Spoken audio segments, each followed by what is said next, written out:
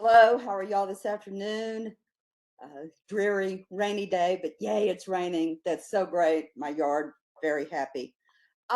We need to discuss the powers of Congress, the powers of the executive, and I'll be giving historical examples so that you can see this Constitution at work and what the implications of that are, and so you can also see that it's an ongoing power struggle between Congress and the president, and then you'll have the Supreme Court chime in when there's a dispute, and you can see all three branches working.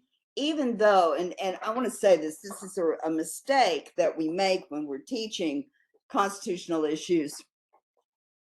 The mistake that gets made is people assume that that business about shared or separation of powers is always at play. And we say separation of powers, and we kind of congratulate ourselves and pat ourselves on the back about that. But really, what you're dealing with are shared powers. Sometimes Congress acts as an executive. Sometimes the executive acts as a legislator. And then sometimes the Supreme Court boldly sets public policy because Congress and the president refuse to act. And so I want you to get a sense that there is more separation of powers than I'm sorry, more shared powers than a separation of powers. And yes, separation of powers is really it's nice. It's a nice grade school way of looking at this, but you need to see that there are checks and balances. True enough, and that's important because that goes back to our discussions about if you're going to have a king and that king is put on the throne by God, then you've got somebody with absolute power that does not answer to anyone whose very word becomes law. And the founders didn't want that. They'd been through that. They wanted authority checked, they wanted balances. And so it's interesting how to replicate that belief system. And sometimes, y'all, we do a really poor job of that. Sometimes we do a bad job of sticking with our belief system, and we have to be reminded of how that belief system is supposed to work, how this is supposed to play out. And I'm thinking about sometimes, and I need to kind of stress this more in my local government discussions with my Texas classes, that there's not a lot of check and balance on authority, particularly in Texas, and sometimes local governments run amok. That you can have an out of control sheriff, you can have ineffective police force, and I really wish that people were having that conversation in this election because it seems that there's just no responsibility. And that's what the founders were wanting. They wanted responsible and responsive government. And those values are passed on to us, and we don't often see those things at play. And so we have to call that out, when that happens. You got to be responsive about that. You got to call that out. So powers of Congress. Oh, now let me ask y'all questions, comments, worries. I don't think I have to say this, but I think it's probably appropriate that I do, because the attack on Speaker Pelosi's husband, vicious, cowardly. I mean, what kind of person attacks an 80-something-year-old man and beats him with a hammer so that the man has to have surgery to survive? I mean, is that what we've come to? Political violence is rare in this country, but it's not particularly unusual. I was 18 months old when President Kennedy was murdered. And again through my childhood, political actors were murdered, assassinated. And that word is reserved usually for a political act.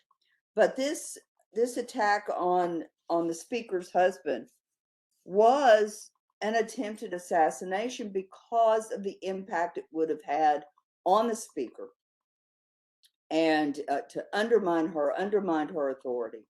I want you to realize that the Speaker of the House is third in line for the presidency. The chain of command in the Constitution is, of course, the president, the vice president, and God forbid something happened to those two individuals, it's the Speaker of the House that would become president.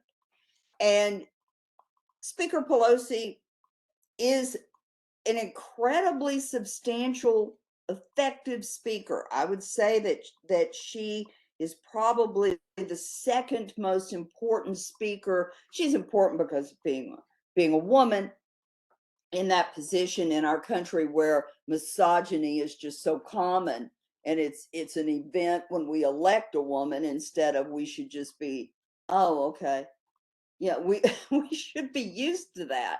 And it's astounding. We're not. And so Speaker Pelosi is important from that perspective, but she really wields a tremendous amount of power and authority and has accomplished a great deal. And I say that she's second most important because Speaker Rayburn, Sam Rayburn from Texas, would probably be the most effective speaker, because look, he was speaker during the New Deal, speaker during World War II, and so his contribution, well, and the speaker who, from a scientific perspective, the speaker who helped push through development of the atomic bomb without really knowing.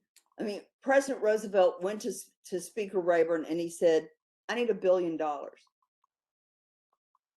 Okay, Mr. President, you're going to tell me why? And the president said, you don't need to know, you don't want to know, but I need it. I need $1 billion. And I mean, war clouds. FDR had gotten a letter from Albert Einstein who said, the Germans are building a weapon and it will have repercussions that, frankly, there may not be words to express what this really means, but the United States needs to be involved in the development of this device, and we need funding and research, and it has to be done. And FDR took that information without revealing what Einstein was talking about, told the speaker, I need this money. And the speaker produced that money. Can you imagine such a thing today? The speaker going to the House, or indeed Congress, in closed session and saying, I need $1 billion and I can't tell you why. I mean, you'd have to be an idiot not to understand that that was preparing for war, because it was obvious that's where we were going. But the idea of $1,019,040 to develop something that most people have difficult time understanding today, it's an impressive job as speaker to have literally built the arsenal of democracy. So, powers of Congress. Well, Speaker Pelosi, let me just say this about that. Political violence is never acceptable in a democratic society. Just because it's not unusual, it doesn't mean that you're supposed to accept it or blow it off or not understand the import of this. This is horrible. This is horrific.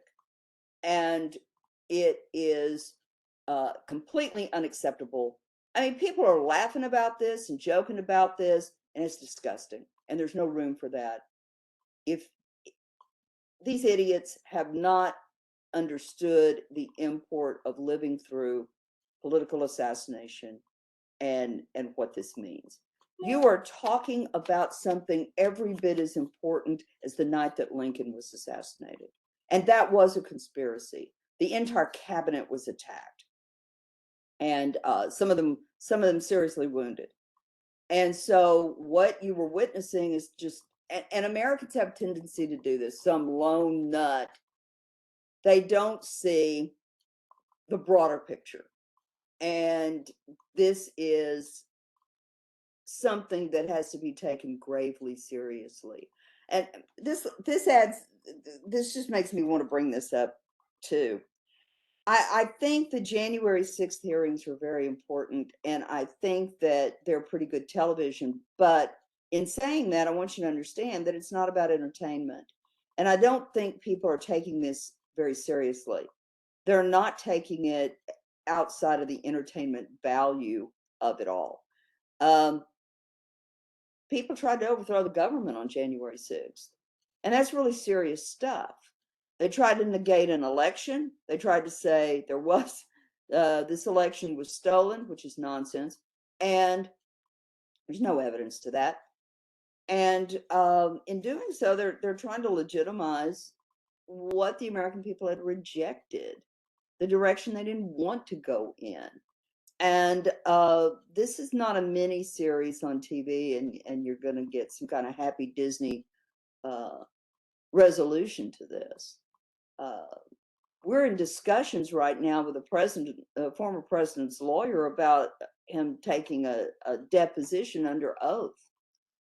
This is serious, and I just don't get the sense, because I think maybe it's all the lights, camera, and action. When these TV anchors are talking about this, it's more about the background behind them and the color, and and is the camera the state of the art, instead of talking about the state of the government and the state of the Constitution and the state of the American people's reaction to somebody trying to overthrow their government. This is not entertaining. This is serious. This is about the direction of the country. Do you want to go backwards to where you have a king who decides everything?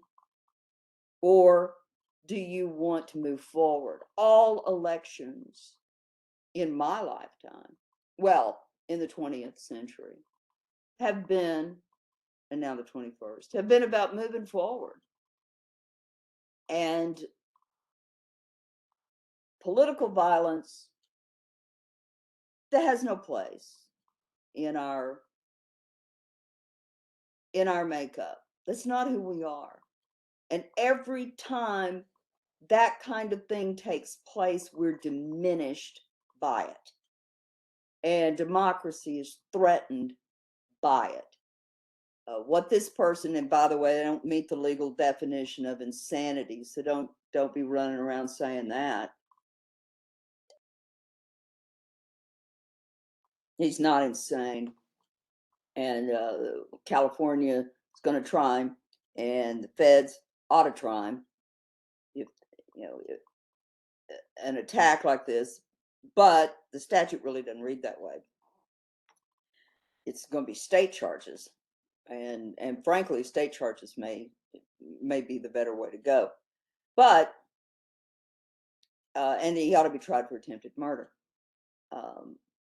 But the point of this is the larger picture, and the import of this election, and the import of the direction of the country. So, powers of Congress and the import of these powers. First and foremost, Congress has the power to raise and collect taxes. That's important because even though taxation without representation had been the rallying cry of the American Revolution, you can't build a mighty global power if you got no roads and bridges to get goods and services to market and to reach people. And you got to raise and collect taxes to build the roads, to build the infrastructure, to provide funding for an army and navy to protect your country, because there were still hostile powers out there, and the British, they want their investment back at the writing of the Constitution. raise and collect taxes, y'all. Nobody likes taxes, but nobody likes to live in a country where the roads are just mud holes either. Nobody likes to live in a country where uh, the schools, colleges, and universities don't have money for microscopes. No, nobody likes that, and so raising and collecting taxes, that's what it's for. And your taxes compared to other nations, and here's a dirty little secret, their standard of living in other countries is higher than it is here. Why? Well, you pay for it. And the problem with high taxes on people, right now the corporate tax is as low as it's ever been. When President Kennedy was in office, corporate tax was at 90%. And now, corporate taxes here are below 30%. And the import of that is somebody is not paying their fair share. And let me give you a clear-cut example of what I mean by that. Cities in Texas and other states, but I can speak to this in Texas, having some knowledge about this. Cities compete for large corporations to move to their city. And they give incentives for these corporations to do that. City of Irving recently just got a big bid.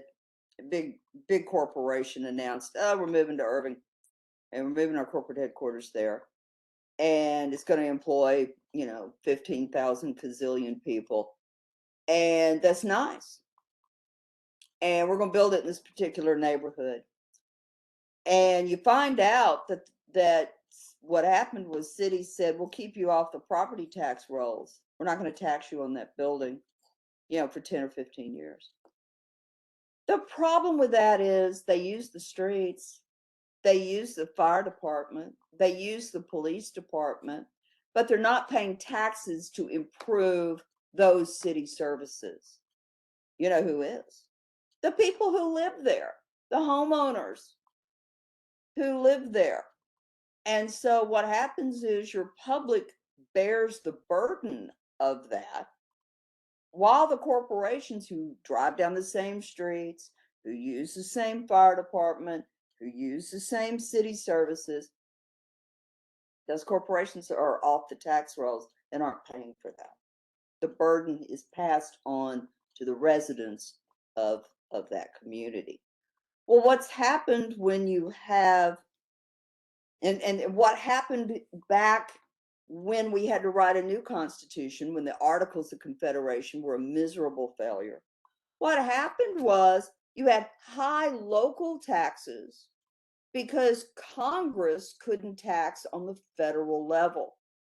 And so the burden of building the country was on local government as opposed to the feds. So think about it this way. This the I-10 out there is a federal highway, interstate, crosses state lines. It's federal money. Okay. If you're not getting that big chunk of change from the feds, people who drive up and down that road and the responsibility of maintaining and that sort of thing, it gets passed on to the states. So the states have to generate that income in order to take care of their share of that. And they're doing it alone. So your entry and exit ramps and your surrounding highways and your law enforcement for people speeding up and down I-10. Gosh, speeding is just out of control lately, and it's an anger issue. It's also the fact that there's not a lot of federal money going into law enforcement right now, and you don't have the number of police on the street that you really need. Well, all of that burden is really shifted to your local taxpayer, who's really strained because we don't have a lot of federal funding for police right now. Oh, and please don't get me started about the nonsense of this defund the police stuff. Oh my gosh, what a serious tactical error that was for Democrats to get behind that. You just handed Republicans everything they needed to come off sounding like they support law enforcement and lowering crime. I mean, who's for more crime? What kind of what? And so this business of defunding the police, y'all, it's just like new Diet Coke. I mean, it's just the worst marketing campaign ever. And what has happened as a result of that? Well, nothing. So it's going to cost the Democrats every election possible, because it's just a ridiculous approach to getting people to vote for you. Because the other side is able to say you're soft on crime and you don't support people, you just let these folks just run rampant, and you don't support the police and they have a terrible job. And it's just a advertising dream come true for the opposition. So at any rate, powers of Congress to tax and spend, they didn't have that power under the Articles of Confederation. So the founders, rewriting the Constitution, give Congress that power right off the bat.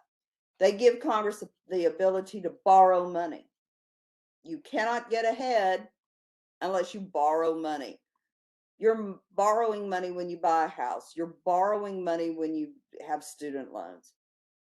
You're doing that so that you can change your economic situation and bring some civilization to yourself.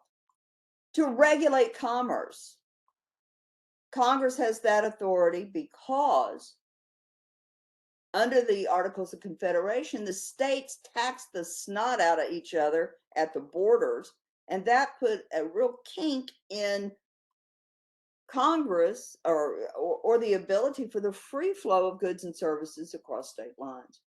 And so they took that power away from the states and they gave it to Congress to set laws for naturalization and bankruptcy. It is amusing that Governor Abbott thinks he's in charge of immigration. He's not. It's Congress. And Congress refuses to act and develop a sensible immigration program. We have a pretty good program for political refugees, which that's a lot of what's coming out of Venezuela right now. Political refugee, people trying to escape persecution. Oh, damn, just like Americans in the founding, trying to escape persecution. And that's the point of this country, a refuge. And what Congress is not doing right now is they're not giving immigration and naturalization enough money to handle this crisis. And what it does is it allows the governors to pull political stunts, like putting people on planes and flying them to Martha's Vineyard. I wish, somebody put me on a plane and fly me to Martha's Vineyard. That's the ugly response that ultra conservatives, Martha's Vineyard, that's a buzzword, that's a dog whistle, that's affluent liberal folks in that part of the country. And so, yeah, I have a cousin who lives there. I'd like to live there myself. But that's Abbott and that fellow in Florida, DeSantis, running for office because that looks tough, that looks powerful.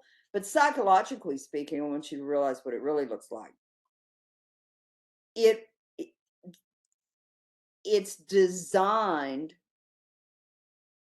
to make people who were angry and threatened about being in power, it makes them look like they're doing something desperate and ultimately futile. And it keeps people angry and stirred up. I wish somebody'd send me to Martha's Vineyard. I mean, this politics of resentment, this politics of certain groups feeling angry, resentful, where's mine? Or I'm going to lose control of mine because the pie is so small. They don't understand you just bake more pie. And what I mean by that is this. These people are terrified of people coming into this country because they think that there's only so much democracy and so much good economy to go around. They don't understand you just make more pie. They don't understand that people are going to bring their gifts and their passion about making a better way of life for their kids. They're these folks that are angry are just really resentful and really selfish and really fearful. And what the other side does, what one political party is able to do is capitalize on that. So that's why you have these stunts where you're flying people out of the, it's just awful, but it's marvelous television, isn't it? It's marvelous ads, isn't it? And that's what it's designed to do. It doesn't solve a damn thing. But it's not meant to. It's not meant to. It's about hopelessness. All right. So we want a uniform system of naturalization. And notice that little word bankruptcy in the Constitution there, that Congress has the power to write laws about bankruptcy. And the reason is y'all, let's be blunt about this, the founders were in it for the money. They wanted to create a government that primarily allowed them to lose their ruffled shirts and start over again. And that's what this country is really about. It's about a fresh start. It's about a second chance. It's about forgiving us of mistakes and a path forward. So bankruptcy laws under the Articles of Confederation were 13 different bankruptcy laws. It's just crazy. You want one uniform bankruptcy. And so God forbid you ever have to declare bankruptcy. You don't want to do that in 50 states. It's a nightmare. You want to do it in federal court. And the laws surrounding bankruptcy are created by Congress and take place in an administrative court in federal court land, not each individual state, right? Congress has the power to coin money. Congress has the power to punish counterfeiting. And they take that stuff seriously. And that's the Treasury Department out of Homeland Security. They don't want you running off 20s on your printer, and you go to jail for that. And they mean it because that drives the value of money down.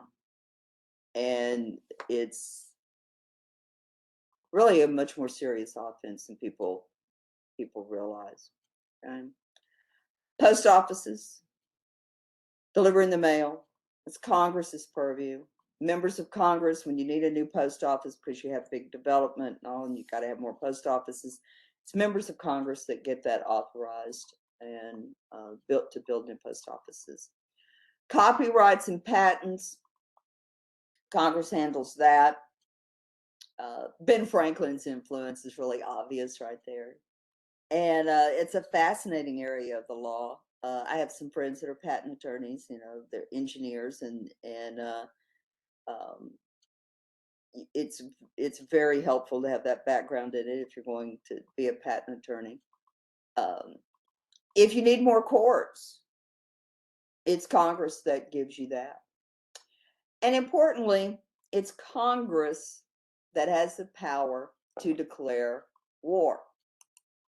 And the interesting thing about that is, and students get really confused about this, the interesting thing about that is that Congress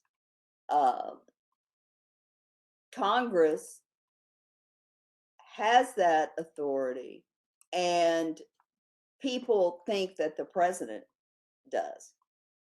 And we don't, it's a checks and balances thing. The president has the power to make war. Congress has the power to declare war. And what's the distinction? What's the distinction there? if Congress gives the president a declaration of war, they're saying that it's okay with them for the president to expand his powers under a declaration of war. That the president can do things with a declared war that he can't do in peacetime. Okay. Good example. How was President Roosevelt able to do things like ration tires, ration gasoline, ration sugar? We had these little books where you took your little coupon to be able to buy tires or so much meat or whatever, because there was a war on, a declared war.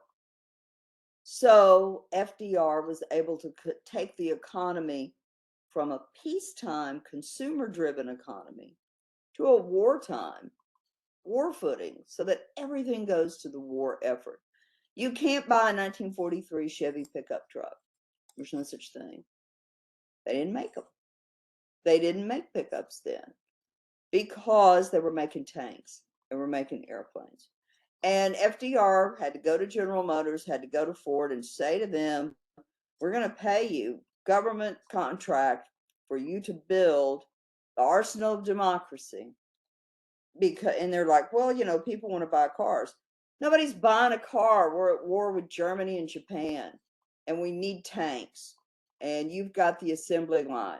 And FDR said, don't make me confiscate those, because I can. Because I got a declaration of war behind me. So I think you need to see the light, Ford and GM. Oh, Mr. President, that's right. You'll be paying us for these, and that's great. We win this war, then we'll make a heck of a lot of money selling cars to people who come back. Absolutely. He drafted all the guys, and women went to work in the factories building arsenal of democracy. So, declared war, managed economy, okay? And it's the president, not Congress, that makes decisions about where we're going to invade and what the focus of the war is going to be. And he tells generals, this is where we're going and this is why we're going there. And he is the person who decides that we're going to use nuclear weapons. And it's the president's decision and the president's decision alone. He doesn't ask Congress because it's a weapon. And that's under the president, not Congress. Okay. And that declaration of war expanded the president's authority to make that kind of decision. And that decision rests with the president, not with the military, because the president is the commander in chief of the military. And he must be a civilian, not a member of the military. And the military is there to ask those kinds of command questions. President Trump wanted to use the US military to shoot protesters in Lafayette Park who were protesting against police brutality against other Americans, the Black Lives Matter effort. And Trump wanted those people shot. All they were doing was exercising their First Amendment rights. And the head of the Joint Chiefs of Staff said to the president, no. First of all, you don't use the US military against American civilians. It's not a threat to our internal security. These people aren't trying to overthrow the government. They're trying to protest and raise awareness about the murder of their fellow Americans. And Trump said, well, it looks bad on TV for them to be protesting. It would have really looked worse for the United States military to shoot them. Unless, of course, you're playing to the base, and some people are excited by that violence. It's not acceptable. So don't assume that the U.S. military is going to simply take orders. They're there to remind the president of what their role in a free and democratic society is. And we don't use troops against our own people. But the president, as commander in chief, President Eisenhower, deployed the U.S. Army to escort children in Little Rock, Arkansas to school because they were African American. And people in Arkansas were throwing bricks and rocks at children who were simply trying to attend their local school. They were African American, protesters were white. Eisenhower called out the military to enforce the Supreme Court decision of Brown versus Board of Education. And that flashpoint was Little Rock. The case actually came out of Topeka, Kansas, but Little Rock schools said, we're going to integrate, but we're going to follow this Supreme Court ruling. I'm sorry, there was about one of the kids. Yeah. Oh yeah, lots of movies made about Little Rock. But this tension was erupting all over the country, and Little Rock was an example of that local violence. And so Eisenhower said, we got to do this. We got to support these children. And James Meredith in the Kennedy administration, James Meredith, an African American man, wanted to go to the University of Mississippi, and he tried to enroll, and the local town erupted in violence. And this is a fascinating story. A guy that was a radio host in Dallas, and you think all this stuff is new, he's sort of the Alex Jones of his day, okay? General Edwin Walker. And Walker had been a troublemaker under the Eisenhower administration, and Eisenhower really didn't crack down on him, but they warned him that he needed to stop publishing his little newspaper rag that was critical of integrating the Army. And Harry Truman had integrated the Army in 1948, and so Walker was critical of that all the way through the Eisenhower, and he was just this nuts conspiracy theorist. He's a fascist. And so the Kennedy administration told Walker, we'll accept your resignation, you're out of here, buddy.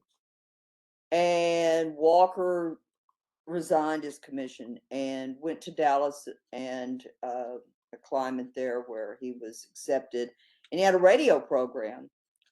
And so when President Kennedy was trying to integrate University of Mississippi, Walker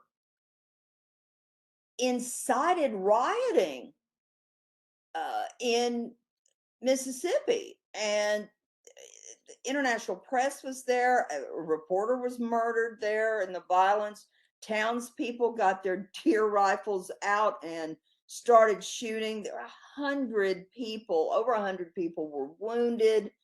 It was a horrible situation. President Kennedy picked up the phone, called the 82nd Airborne, and said, y'all get to Mississippi. And the 82nd Airborne said, well, we don't know where we can land. I mean, and President Kennedy was incredulous. He's like, I am your commander in chief, and I am telling you to deploy to Mississippi and stop that violence. The precedent for doing that is General Eisenhower, or President Eisenhower, rather, strike that, President Eisenhower, and deploying troops to stop the violence in Little Rock. And so General Walker, President Kennedy said, we need to arrest him. And the Attorney General the president's brother, Bobby Kennedy, said, "On what charge?" And President Kennedy said, "Well, you're the lawyer. Can't you figure this out? He needs to be arrested for incitement and insurrection." And so Bobby Kennedy had Walker arrested, and they put him in holding in Leavenworth, Kansas, in the military prison there. And Walker, very famous situation. Walker was supported by a nationally well-known psychiatrist who was very afraid that people were going to take people's political views and arrest them for that. And Walker wasn't arrested because he was an ultra conservative. He was arrested because he was a violent insurrectionalist causing civil unrest at the University of Mississippi and getting people in the town all stirred up and getting people killed. So Walker was released. They secured his release, and he goes back to Dallas. And a couple of weeks before President Kennedy is to visit Dallas, General Walker is home in his study, and somebody shoots through the window of his big plate glass window there in the front of his house, and the bullet, zings by him and is, in the trim around the door facing in his house. And later, a fellow named Lee Harvey Oswald takes credit for shooting at General Walker.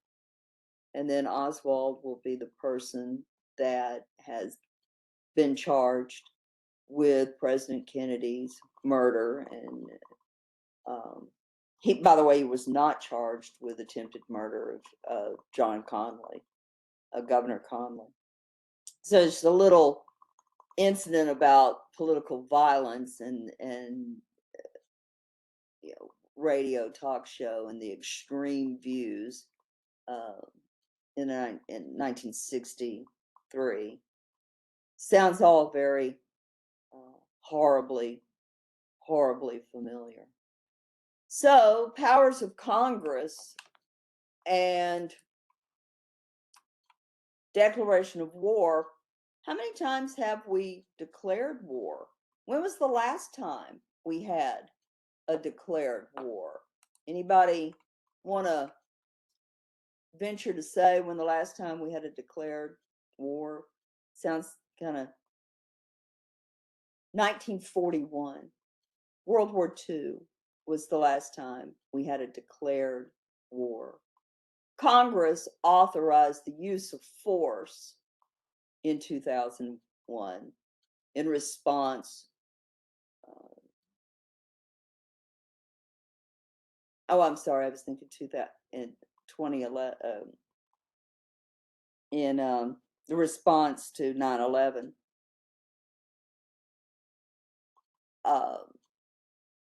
Yeah, 2001 in response to 9/11. But that was not a declared war. It wasn't a situation where you could declare war against a country for an attack on the United States. But President Bush wanted to go into an attack against a country that there was no evidence that it had anything to do with 9/11. And 9/11 was perhaps a group of individuals, and they were not representing the official policy of a country attacking the United States. It wasn't framed that way. It wasn't seen as an official policy. They weren't acting on behalf of a country. It wasn't a military attack like the Japanese attack on a U.S. military installation, Pearl Harbor, and then the Germans declared war against the U.S. after the U.S. declared war against Japan. The 9/11 situation wasn't like that, and it was not a declared war against Saddam Hussein, who had nothing to do with 9/11. Most Americans are so woefully ignorant about the Middle East. They just wanted to beat somebody up. We looked wounded, impotent, and it's very popular to stir up conflict that demanded a response. And frankly, Saddam Hussein just happened to be there and happened to be kind of a thorn in the side of the W administration. So that's kind of confusing, isn't it? And kind of difficult. And it was not as clear cut a situation as World War II. So, no, good guess. They authorized the use of force, but it was not a declaration of war. And a good way of knowing that, Mr. Mitchell, is notice that the economy did not change in response to 9/11. It had a severe impact. Notice that we stopped trading on the stock market.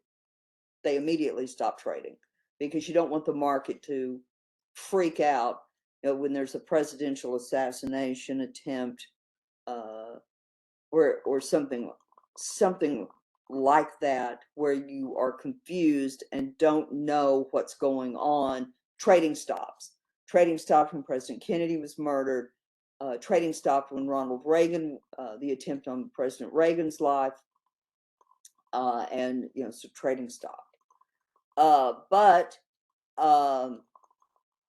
and it did, and airports closed, and we didn't know what was going on, and yet that declaration of authorizing use of force and support for the use of force came later. It was not immediate. Pearl Harbor was still burning when Roosevelt went to Congress and said a state of war exists. And that was brilliant because it was going to be hard to argue with that. And he had almost a unanimous declaration of war. There was one person who did not support declaring war on Japan.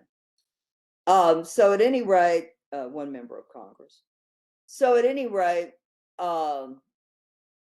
it's been a long time. Yet the American president will deploy troops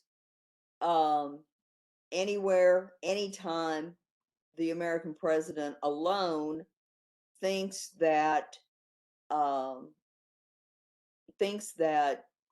actions merit that. And so, Bush wisely went to Congress and said, I'm going to authorize the use of force. Many people conflated that. Congress conflated that. The president infamously said that Saddam Hussein was building a nuclear weapon, and it was not true. There's a very well-known repercussion to that. A fella named Joseph Wilson, who had been a career diplomat, wrote an op-ed piece in the New York Times saying, no, there's no indication that Hussein is attempting to build a weapon of mass destruction, and this pretext for hostilities is not genuine. And in response to that, the Bush administration outed CIA agent Valerie Plame, who at the time was married to Joseph Wilson. And it's an ugly incident.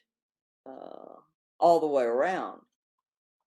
But that was their response to it, and most Americans didn't know anything about that. It all played out on the pages of the New York Times that most Americans don't read, and people really thought, well, we're going to get even for 9/11.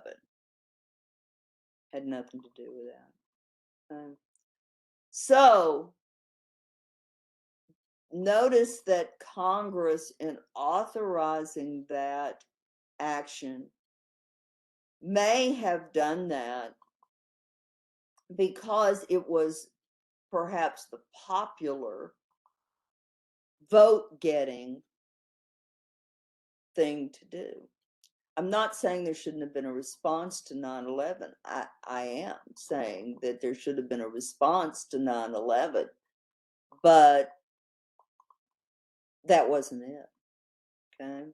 Popularly speaking, it appeared to be it, but that wasn't it. Powers of Congress include establishing the military and the National Guard, making rules and funding for the military and the National Guard, to punish piracies and felonies committed on the high seas. So if there is, piracy, by the way, is a real serious problem, and incidents of that have increased. That's a federal crime because, and by the way, we'll get to this, and we'll continue to talk about this, that people get confused about what's a state crime and what's a federal crime. The Pelosi incident might be both. Certainly there's state crime, breaking and entering, assault, battery, attempted murder. Those are all state charges. Okay. Had, God forbid, just the idea that Pelosi would have been there and would have been physically attacked, and this guy said that he was going to tie her up. He had duct tape and zip ties, and he was going to break her knees until she told him what it was he wanted to know. And that would have been a federal crime, an attack on a federal official, even in their own home. When President Kennedy was murdered, that was not a federal crime at the time. State charges would have applied. It was a murder in the streets of Dallas. Subsequently, by the time President Ford was a victim of an attempted assassination, he wasn't physically harmed, but one of the Manson family members attacked him in a rope line. President Kennedy referred to that rope line handshaking thing as hitting the wall. Ford was out hitting the wall, shaking hands, and a woman, member of Manson's cult, shot at him, or she pulled a trigger and the gun misfired, and he could have been assassinated. It was a federal crime at that time. The law had changed, but it took, Bobby Kennedy's murder while he was campaigning in California to change the law. That was a state crime too, was not federal. So we'll talk about this all throughout the semester. What's a state crime? What's a federal crime? If Congress is involved, it's federal. All right. If Congress makes the law, it's federal. Washington, D.C. and all federal property is the jurisdiction of Congress. There's a mayor of Washington, D.C., and she has tremendous power to assist, but she takes her cues from Congress. Congress has the rulemaking authority for D.C. And there is the necessary and proper clause.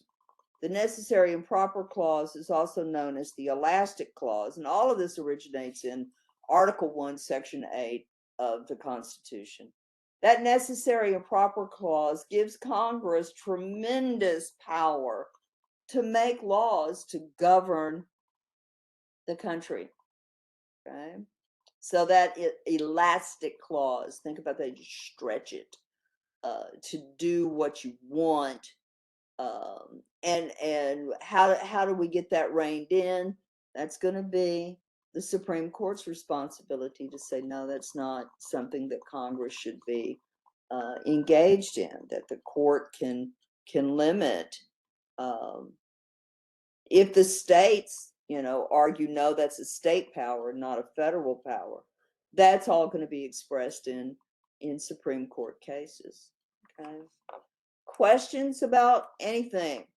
I go to YouTube, and these were, so they are on there. I haven't updated lately, and so you may have to kind of scroll through some of those to see them.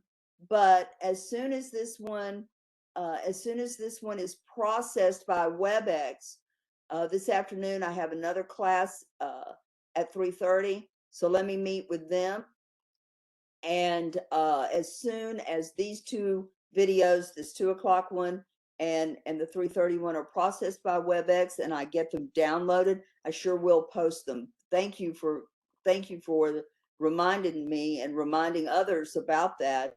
So go to that YouTube channel. Now, by the way, there are two YouTube channels, and I don't use one of them.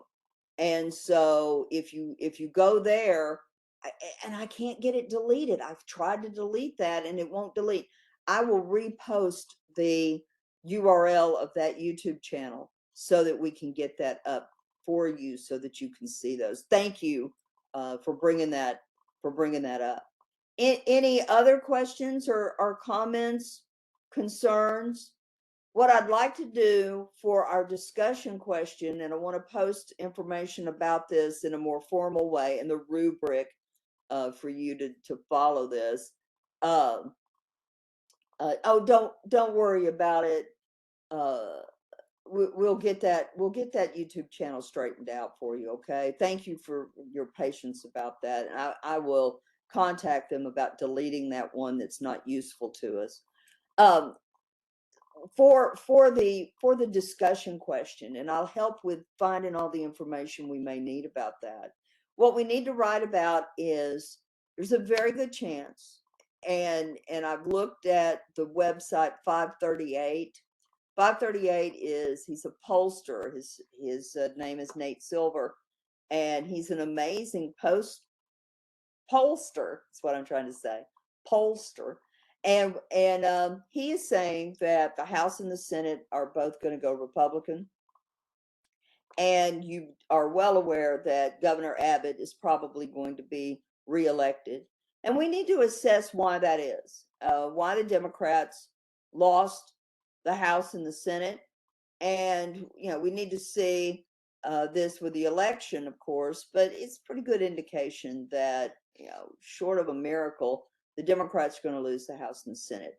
And by the way, the party in power in the White House, the president's party, most of the time loses seats in Congress. This is not odd. It's not unusual. But what's going to happen is far sweeping changes with, Biden's agenda is going to be over. He's not going to be able to get anything through Congress. And there are serious problems that need to be addressed. And there's probably going to be an impeachment of President Biden, certainly an impeachment of members of the executive. They're talking about impeaching the vice president. They can't figure out why yet, but all it takes is the votes to do it. And they've got them if they have majorities. And so look for that chaos to begin. So we need to talk about this in a discussion kind of format so that y'all have a writing assignment so that some of your grade can be based on writing. So we'll get that underway. Let's quit for the day, and y'all enjoy the rain and keep reading, keep studying. And if you have questions or comments, by all means, email. Okay. thank y'all so much for your kind attention. And I really do appreciate y'all a lot. And y'all don't be shy. Ask questions. There's nothing wrong with that. I know some of y'all probably just put the class meeting on and go about cleaning the house or making dinner or that kind of thing. And that's fine too. I have no problem with you doing that. But feel free to ask questions because that's what we're here for, to help you get through this material. Okay. All right. Y'all take care. It's good to see y'all. All right. Hang in there.